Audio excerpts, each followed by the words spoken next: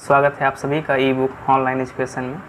आज 2 जून के current affairs में हम लोग चर्चा करेंगे मुद्रा शिशु ऋण, my life my yoga, SpaceX, साथ में और भी टॉपिक हैं जिसको हम इसमें कवर करेंगे। ठीक है, तो इससे पहले आप जो पिछले प्रश्न के उत्तर हैं वो देख लीजिए। आप यहाँ पे इसका स्क्रीनशॉट ले सकते हो या फिर वीडियो को रोक करके देख लीजिए। तो पहला टॉपिक हमारा आता है मुद्रा शिशु ऋण। अब देखते हैं मुद्रा शिशु ऋण जो है ये है क्या। आपने देखा होगा पिछले कई दिनों से जो वित्त मंत्री हमारी हैं निर्मला सीतारमण जी, वो तरह तरह के अनाउंसमेंट कर रही हैं। और वो जो अनाउंसमेंट हैं, जो आपका पैकेज था 20 लाख करोड़ का, वो उसी के अंतर्गत चल रहे हैं। ठीक है, लेकिन हम यहाँ पे क्या पढ़ने वाले हैं, मुद्रा शिशु ऋण के बारे में। अब देखिए क्या हुआ है कि जब से लॉकडाउन लगा हुआ है उस पर कहीं ना कहीं जो छोटे कारोबारी हैं, छोटे क्या बड़े भी कारोबारी, बहुत सारा नुकसान झेले हैं। लेकिन जो गाँव ग्रामीण क्षेत्र के हैं या जो कस्बा हमारा है, जो जोन एक तरीके से मान लीजिए, वहाँ पे क्या होता है, छोटी दुकानें वो बंद हो चुकी हैं। क्यों? क्योंकि लोग घरों से बाहर नहीं निकल रहे हैं, तो जायज़ सी बात है उनकी रोजी रोटी चलाना मुश्किल है। तो इसी को देखते हुए क्या किया वित्त मंत्रालय ने कि एक योजना निकाली। उसमें कहा है कि भाई आप 50,000 तक का लोन ले लीजिए।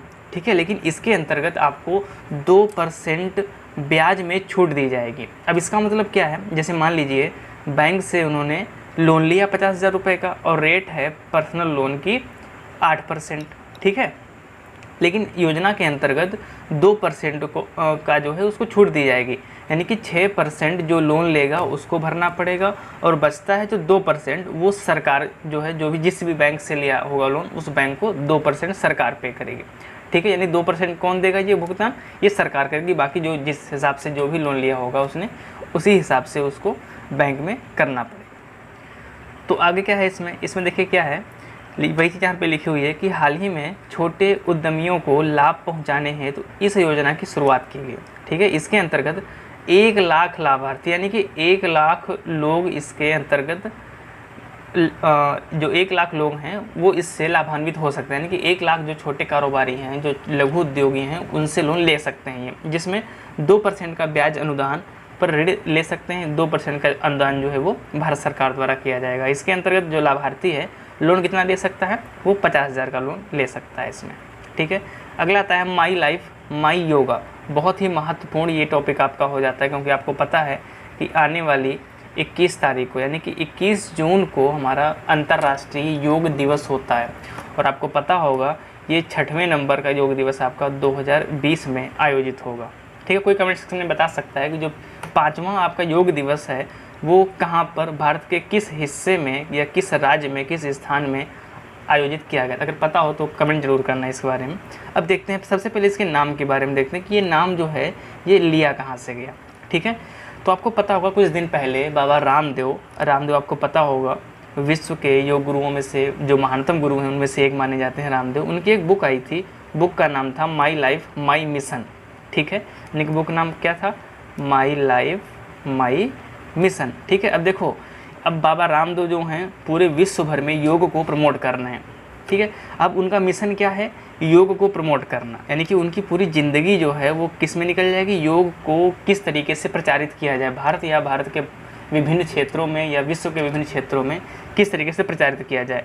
तो इसी नाम से लेकर के कहीं ना कहीं माई लाइफ माई योगा के रूप में इस इनिशिएटिव को चालू किया गया। अब देखते हैं इसमें है क्या। ये 31 मई 2020 को प्रधानमंत्री नरेंद्र मोदी ने वीडियो ब्लॉगिंग प्रतियोगिता my life my yoga launch किया। यानी कि इसमें क्या है, एक वीडियो ब्लॉगिंग है। यानी कि क्या करोगे आप, घर में आप योगा करिए, उसका कुछ मिनट का वीडियो बनाइए और एक वेबसाइट लॉन्च की जाएगी, उस पर आप अपलोड कर दीजिए।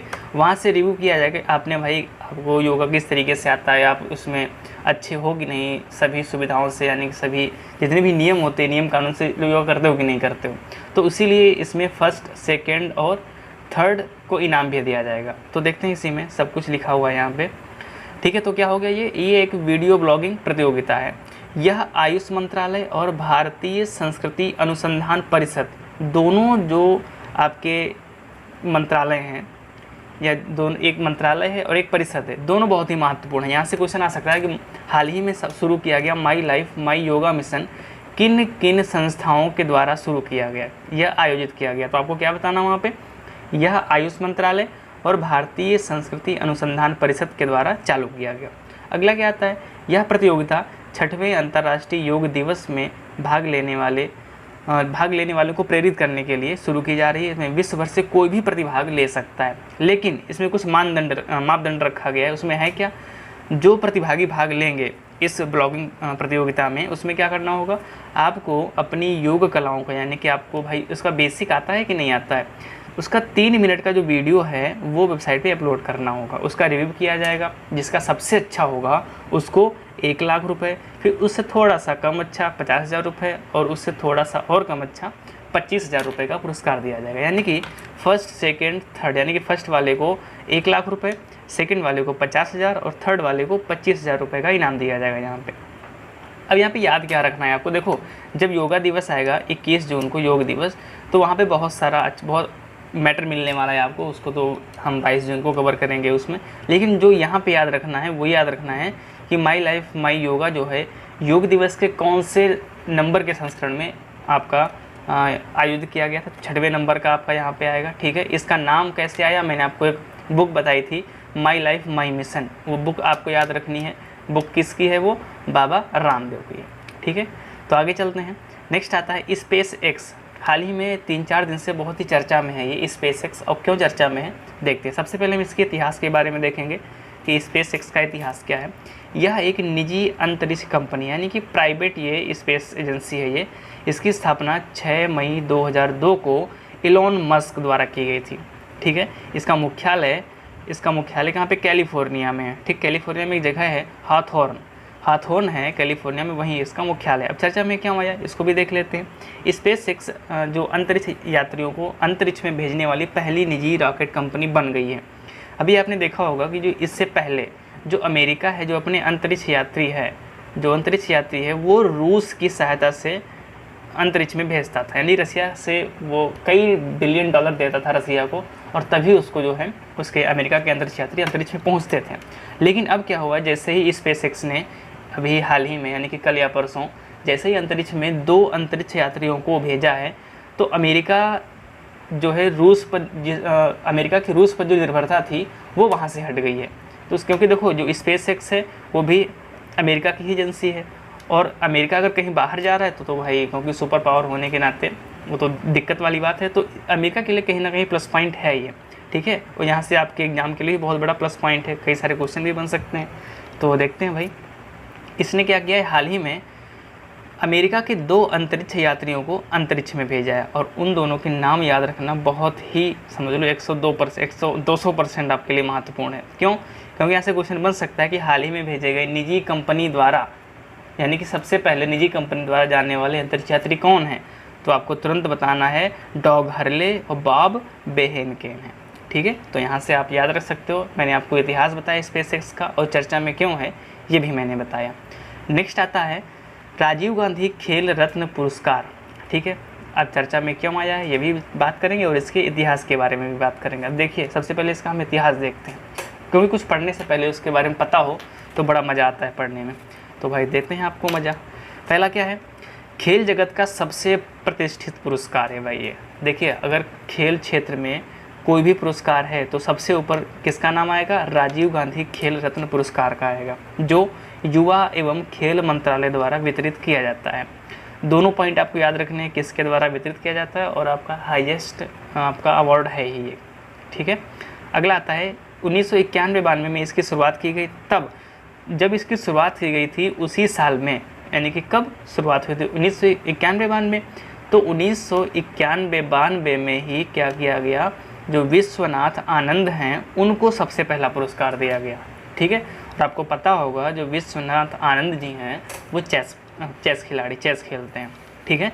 तो आपको पता चला कि खेल रत्न पुरस्कार है क्या, इसकी स्थापना कब हुई और सबसे पहले किसको दिया गया। और अब तक, यानी कि ये देखो इस साल का डाटा नहीं है ये 2019 तक 38 लोगों को यह दिया जा चुका है, ठीक है। अब जितने भी लोगों को 2020 में दिया जाएगा वो इसमें ऐड हो जाएगा आपका, यानी कि 38 लोगों को अब तक दिया जा चुका है। अब देखिए कोई भी, मान लीजिए मैं कुछ खेल खेलता हूँ, अगर हमको नामित करना है इस अवार्ड के लिए तो हमारी परफॉर्मेंस कितने सालों की चेक की जाएगी, ये भी एक महत्वपूर्ण प्रश्न है यहाँ पे।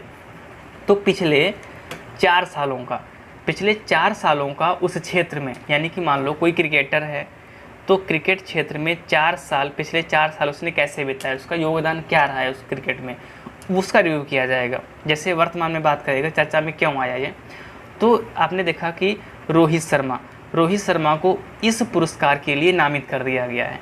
यानी कि रोहित शर्मा पता है आपको कि क्रिकेट खेलते हैं, सबको पता होगा।